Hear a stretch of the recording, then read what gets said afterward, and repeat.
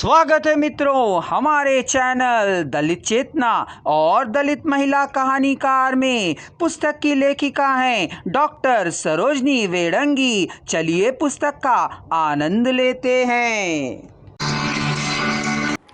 दलित समाज का शिक्षित तबका अपने समाज की कमजोरियों को सुन रहा है और अपने समाज को सचेत करने में जुटा है। निसंदेह दलित विमर्श के अंतर्गत अनेक ऐसी रचनाएं सामने आ रही हैं जिनमें दलित वर्ग आत्म मंथन करता है।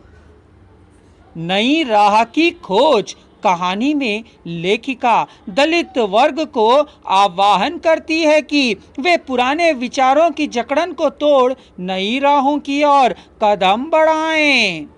सुशीला टाकभोरे अपने समाज को संबोधित करती हुई कहती हैं, भैया सबसे पहले अपने बच्चों को पढ़ाओ।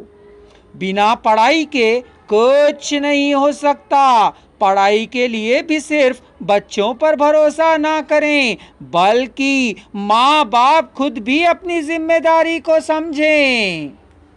बच्चों की पढ़ाई का खर्च, उनकी ज़रूरतें, पढ़ाई के लिए समय और सुविधा सबका इंतजाम किया जाए, तभी हमारे बच्चे पढ़ सकेंगे। मेहमान नवाजी में खर्च, मटन, मछली, तेल, मसालों का खर्च, शराब पीने पिलाने का खर्चा हमें नहीं करना चाहिए। तभी बचत करके हम बच्चों की पढ़ाई में कुछ खर्च कर पाएंगे। यह तो हमारा 12 महीना, सालों साल, जिंदगी भर कर्ज लेना और ब्याज भरते रहना चलता है। इसमें हमारे पसीने की कमाई का कितना रुपया जाता है, हम हिसाब नहीं लगा पाते हैं। इसलिए हमें बात बात में दौड़कर कर्ज लेने की आदत को अब बदलना होगा।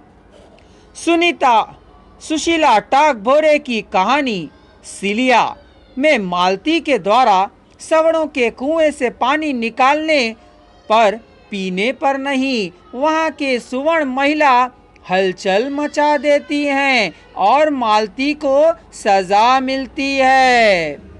सिलिया ने मन ही मन दृढ़ निश्चय संकल्प किया, मैं बहुत आगे तक पढ़ूंगी, पढ़ती रहूंगी, उन सब परंपराओं के मूल कारणों का पता लगाऊंगी जिन्होंने हमें समाज में अछूत बना दिया। मैं विद्या, बुद्धि और विवेक से अपने आप को ऊंचा साबित करके रहूंगी, किसी के सामने झुकूंगी नहीं, ना ही कभी अपना अपमान सहन करूंगी। और मालती की माँ को कई बातें सुननी पड़ती हैं। मालती को यहाँ तक कि खूब पीटा जाता है। वास्तव में उसे इस भेदभाव का पता नहीं। वह सोचती है कि पानी ही तो पिया है, इसमें क्या गलती कर दी मैंने।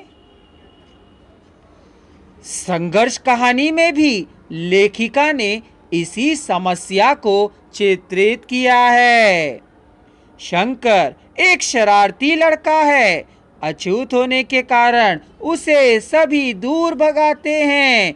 उसके कुछ सहपाठी उसके घर तक नहीं आते। यदि वह उनके घर जाता है तो उन्हें सटा कर लेटता है। वह सोचता है, लोग कैसे हड़बड़ी में उसे भगाते हैं। घर की एक एक चीज पर पानी छिड़ककर शुद्ध करते हैं। घर के जमीन पर भी पानी डालकर पूरे घर को पवित्र करते हैं।